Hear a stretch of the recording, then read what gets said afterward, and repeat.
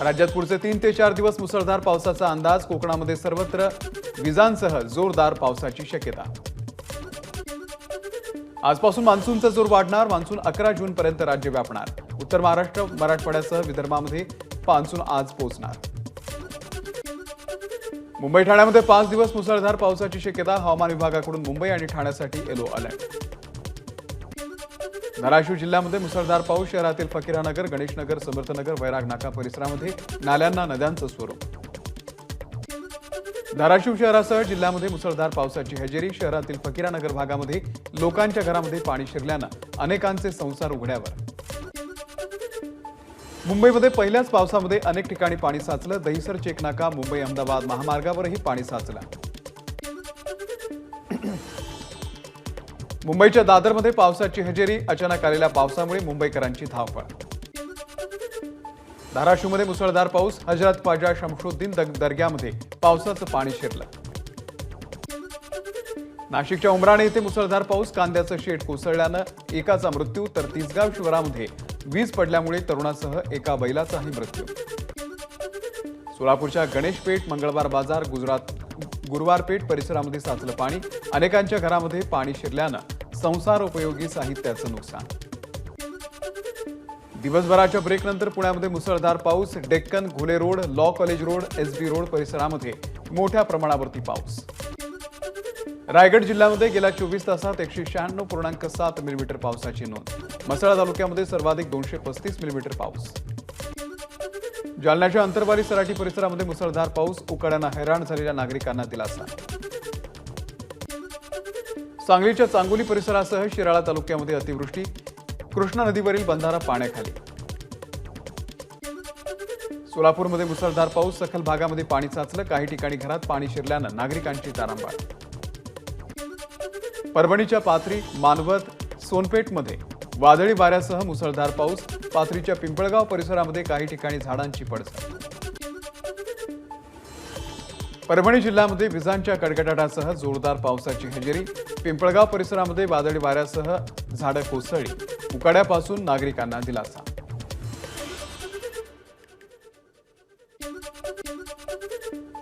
नाशिकच्या मनमाडमध्ये खरीपाच्या कामाला वेग. पावसाची चाहूल लागताच शेतकरी कामाला.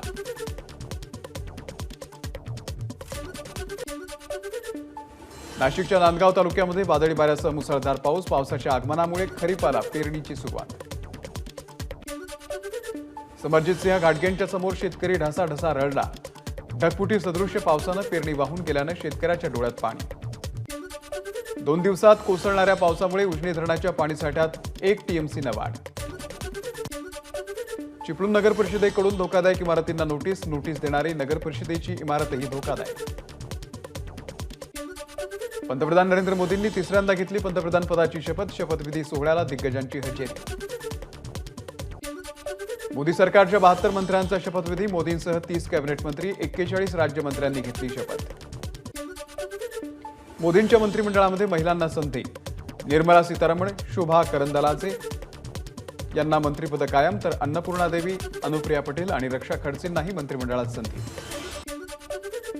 लोकसभा निवडणुकीमध्ये हरलेल्या तिघांना मंत्रिपदाची संधी. धर्मेंद्र प्रधान, त्यासोबतच रवनीत सिंह बिट्टू यांना देखील मंत्रिपद, तर अन्नामलाई यांच्या जागी एल मुरुगन यांना मिळालं मंत्रिपद. भाजपचे राष्ट्रीय अध्यक्ष आणि माजी केंद्रीय मंत्री जे.पी. नड्डा यांनी घेतली केंद्रीय मंत्रिपदाची शपथ. 2014 साली मोदी सरकारमध्ये नड्डांनी आरोग्य खात्याची जबाबदारी सांभाळली होती. राजनाथ सिंह यांनी घेतली केंद्रीय मंत्रिपदाची शपथ. मोदींच्या दुसऱ्या टर्ममध्ये सिंह यांच्याकडे संरक्षण मंत्रालय होतं. माजी कायदेमंत्री किरेन रिजिजू यांनी घेतली मंत्रिपदाची शपथ. रिजिजूंनी 2 वेळा राज्यमंत्री तर 2 वेळा कॅबिनेट मंत्रिपदाची घेतली शपथ. अमित शहांनी घेतली केंद्रीय मंत्रिपदाची शपथ. गेल्या सरकारमध्ये केंद्रीय गृहमंत्री म्हणून अमित शहा यांनी पाहिलं होतं काम. मध्य प्रदेशचे माजी मुख्यमंत्री आणि भाजपचे नेते शिवराज सिंह चौहान यांनी घेतली केंद्रीय मंत्रिपदाची शपथ. लोकसभा निवडणुकीमध्ये 8 लाखांच्या मताधिक्यानं चौहान विजयी.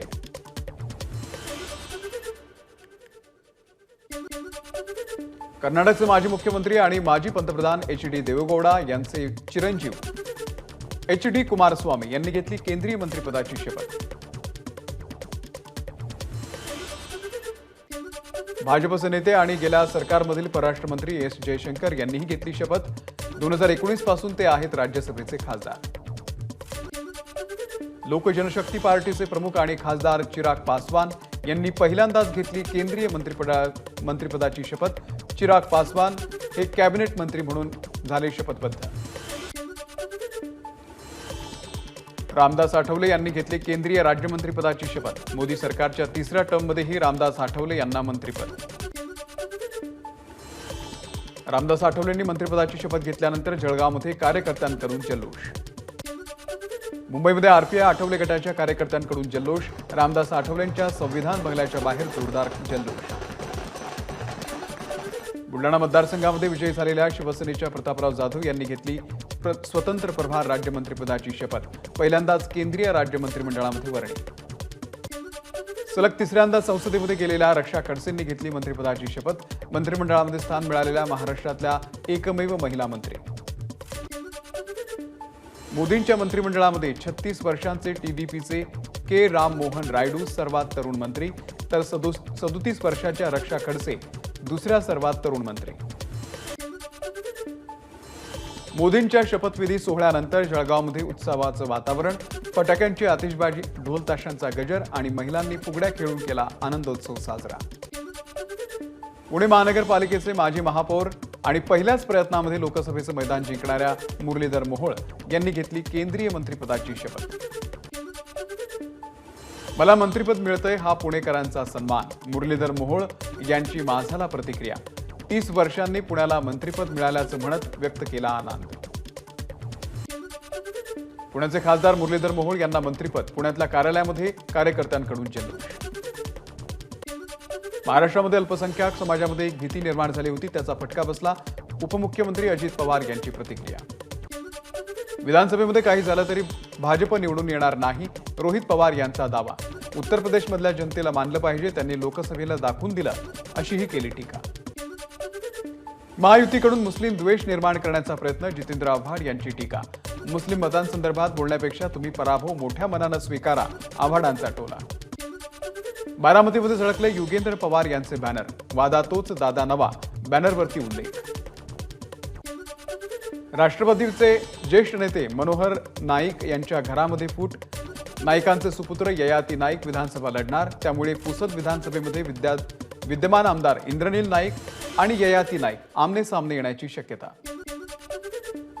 राष्ट्रवादी काँग्रेस पक्षाचा आज 25वा वर्धापन दिवस. पक्षामध्ये फूट पडल्यानंतर दोन्ही गट एकाच दिवशी वर्धापन दिन साजरा करणार. अहमदनगरमध्ये आज राष्ट्रवादी शरदचंद्र पवार पक्षाचा वर्धापन दिवस साजरा होणार. त्यापूर्वी काल नवनिर्वाचित खासदार निलेश लंके यांनी घेतली कार्यक्रमस्थळाची पाहणी. शिवसेना ठाकरे गटाचे खासदार, आमदार आणि जिल्हा प्रमुखांची आज सेना भवनमध्ये बैठक. आगामी विधानसभा निवडणुकीसंदर्भातल्या या बैठकीमध्ये चर्चा होणार.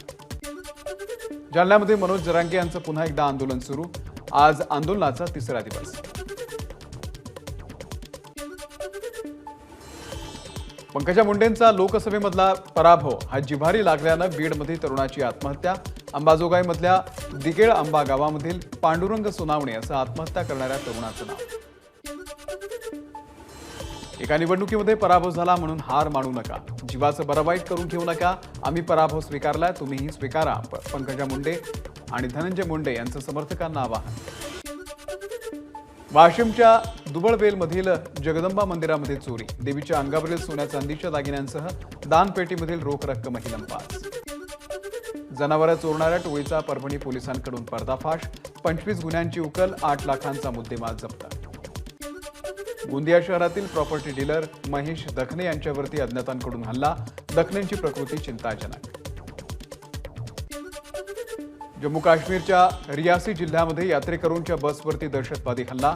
या हल्ल्यामध्ये बस दरीमध्ये कोसळल्यानं 10 जणांचा मृत्यू तर 13 जण जखमी. यात्रेकरूंच्या बसवरती झालेला दहशतवादी हल्ला अतिशय दुःखद आहे.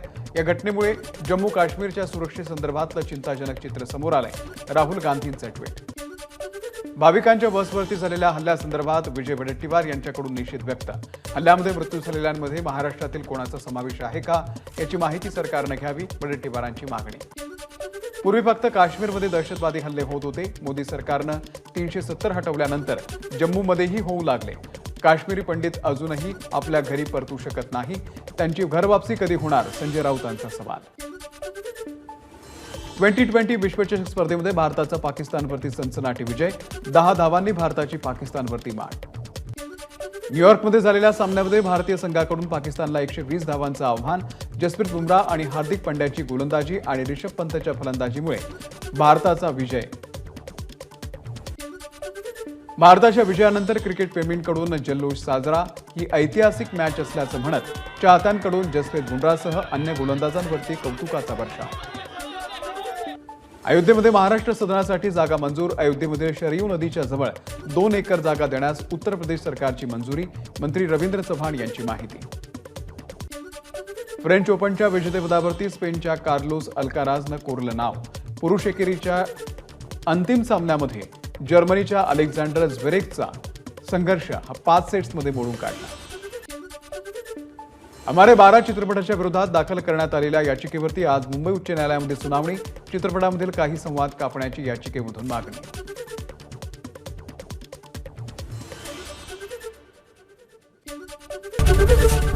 एबीपी माझा, उघडा डोळे बघा नीट.